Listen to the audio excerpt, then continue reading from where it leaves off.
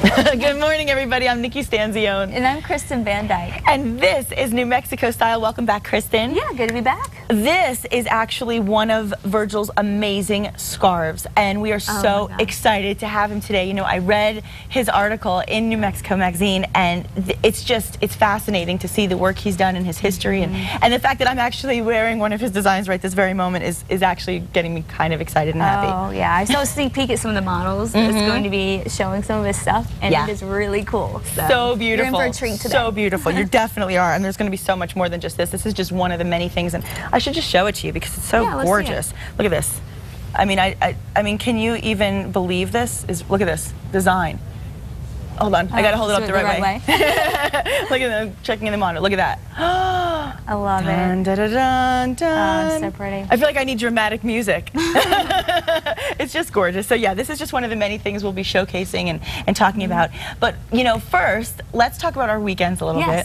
There's something that we were pitching all week last week, and it happened. The first Face of Fox auditions were held at Coronado Mall on Saturday, and Elias Gallegos and myself, we were both there to meet the crowd.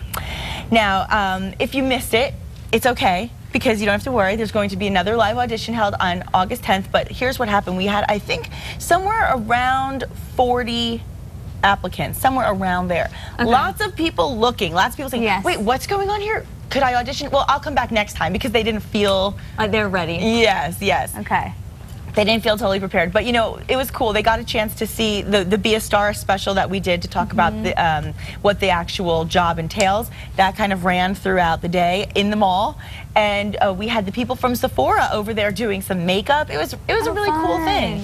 Like a lot of fun. A lot of enthusiastic potentials, you know. But he set the bar very high. I mean, I have to be honest with you guys. He does a lot, and I don't think people are aware of how much that job entails, other than just being a good-looking face. You know what I mean? Yeah.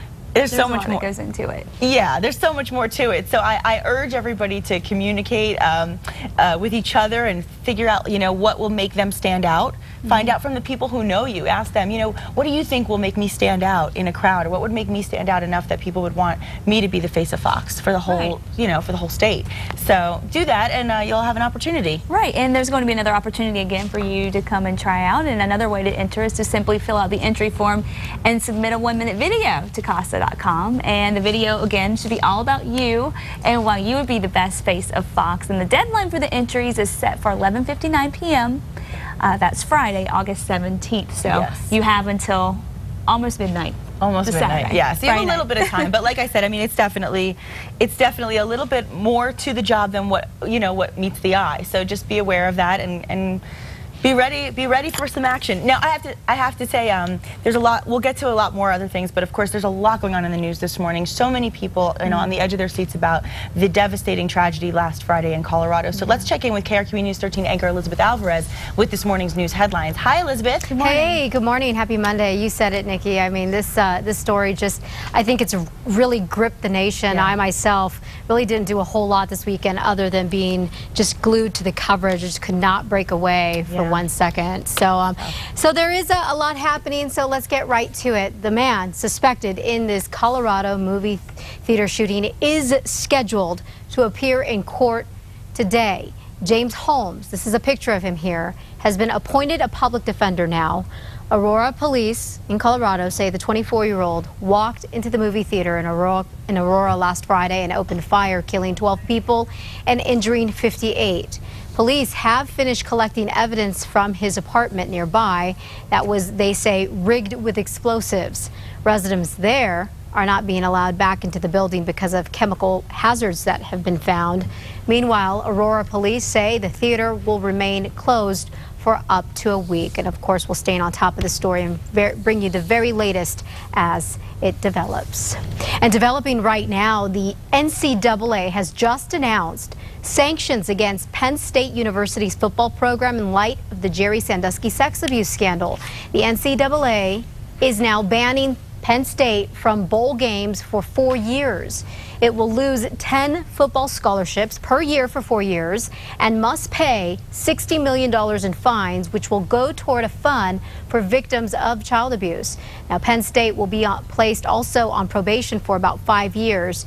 Yesterday, the university made the decision to take down the statute of the late head coach head football coach Joe Paterno. Paterno was the head coach at the time the allegations against Jerry Sandusky first came up.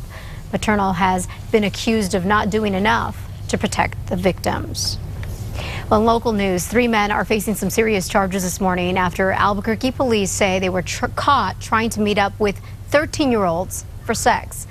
The 3 men are accused of soliciting children here in Albuquerque.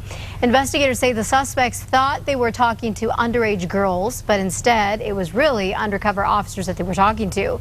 Detectives say the men exchanged emails and text messages and even made plans to meet them. They're going to ask them what their address is. They're going to ask them what their phone number is. They're going to ask them what they look like, what school they go to. And the next thing you know, they've got your child's telephone number, and they're telling you, hey, meet me at the park right after school, and I'll take you to buy you ice cream. Well, the State Attorney General's website has some links to help you parents at home and educate you and your children about the dangers of being online. We've put a link on our website. Just head over to KRQE.com for some more information. Police say for months, several crooks have been hitting up an Albuquerque storage facility. 2 of the suspects have been arrested, but the others are currently on the run. Cops say the thieves walked through the facility armed with a dolly. Police arrested Sherry Albalar and Robert DePatty. Now, when they searched both of their homes, they say it was clear that they had everything but the kitchen sink. Pretty much anything, you name it. I believe a dishwasher was taken, a washer and dryer, a leather sectional couch was taken, multiple beds and bed frames that the individual, Mr. DePatty, had used to furnish his apartment. That sounds like a whole lot of stuff right there. Now, police are asking anyone who recognizes these 2 suspects right there to give them a call.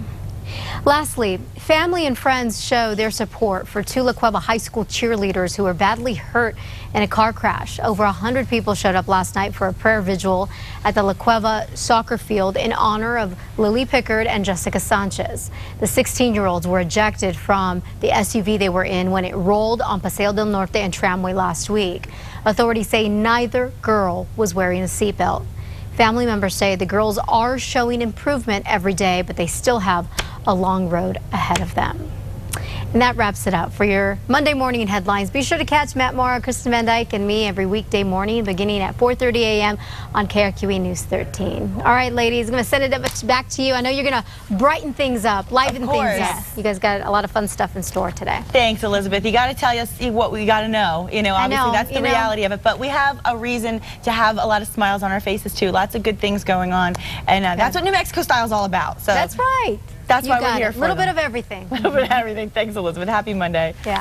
Yeah, we gotta have some fun around here too, right? That is true. And we're gonna have some later on. Yes. Lots of good stuff going on. Yeah, and you know, this is an interesting thing. You know, we talk, of course, about the tragedy that happened last week, but Warner Brothers is actually not going to release its usual box office revenue report due to that tragedy at midnight at the screening of The Dark Knight Rises in Aurora, Colorado. But what's happening is film experts are basically estimating that the Batman flick holds a spot still in the top 3 movie openings of all time. Wow, so that didn't damper the spirits of people wanting to see the movie. The shooting apparently did not have a major effect on the box office sales for the film. However, none of the figures are official until Warner Brothers releases their final weekend box office tallies today. Sony, Fox, Disney, Paramount, Universal, and Lionsgate all refraining from releasing their reports in honor of the Aurora victims. I think that's the right thing to do. I think that's the right thing to do. You have to show the respect for what happened. And I think a lot of people probably that were excited about going to see the movie were a little more hesitant because of the events. But I heard it was a great movie. Yeah, I heard it was really good too. My sister actually went to see it yesterday. Did she? So, yeah, and I heard there's a lot of great movies out there and a lot of good things going on around Hollywood. In fact, it was a really big weekend for young Hollywood. Oh yeah, Fox's Courtney Friel wraps up the 2012 Teen Choice Awards. The weather was perfect for surfing, with scorching temperatures baking the pink carpet and its celebrity guests before the Teen Choice Awards on Fox. It's super hot. I am sweating, but I call it glistening and glowing. The show honored a wide range of TV, film, and music stars, and no matter how big the celebrity, all appreciated the support from their young fans. They're the ones that got me started, you know, they're the ones that got me here, you know, so I always have like a special place in my heart to do these things. We don't think we would be where we are today without the loyalty that we've had with our fans I guess throughout all these years. They've just been so loyal, and you know, just having the support that I've had with this Believe album and everything, I couldn't be happier.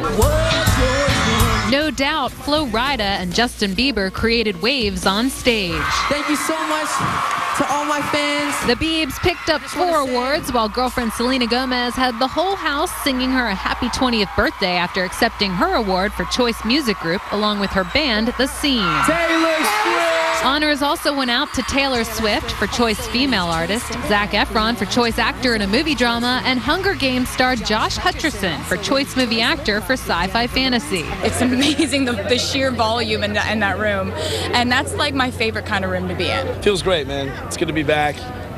Teen Choice Awards are very special because from the fans. The ride's still incredible. Yeah, I mean, you know, every day when I get to see people like come out to these events and people are big fans of the movie, it just it means the world to me. The Hunger Games stood strong, picking up a slew of awards, but the Twilight franchise was the night's big winner, taking home the surfboard for Ultimate Choice. This award especially is an extreme honor, and it really is a true testament to all the support you guys have given us over the years. In Los Angeles, Courtney Friel, Fox News. So cute. I'll be honest, I didn't watch it because I was watching the 3-hour Bachelorette finale. Right, that was last night, and I missed it. I don't know how I missed it because I didn't have anything going on. It was and I so wanted to good. see the end. So what happens? Okay, I'll give you a little spoil it for me. Spoiler. Yeah. All right, so it comes down, of course, to Ari and Jeff, and she was debating whether she should introduce them to her daughter, Ricky, and in the end, she felt such a strong connection to Jeff. She did introduce them. They totally hit it off, and the next day when she had her date with Ari, she decided to spare him the embarrassment of an unwanted proposal, and she actually broke up with him before they even had their date and said, look, I really care about you. I've fallen for you, but my feelings for Jeff are stronger, and so I'm going to let you go before we even go to that level. And he was hurt, and he handled it like a classy gentleman, as he is, but I think she did the right thing. And then the proposal, oh, Kristen, it was so beautiful, because, you know, the thing is, and I think this is the truth, he was saying, you know, it's hard to be in a relationship with somebody who loves someone else. He knew she was dating someone else. He knew there were other men in her life,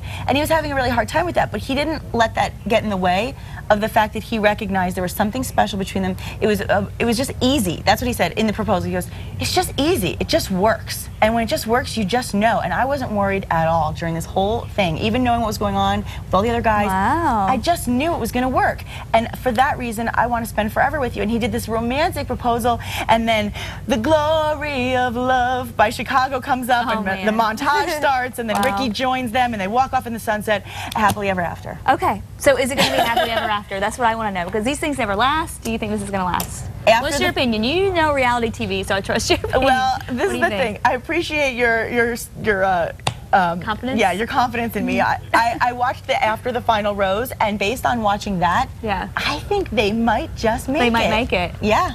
From what you just said, if you genuinely meant that, that's a good thing. Yeah. Sounds good. I think so. I have a good feeling about this one. Wow. I know. And I have a good feeling about the weather today, too. It's going to be a nice day. We'll see a few more thunderstorms around the state, but overall, we need the rain, so it'll be certainly nice to see.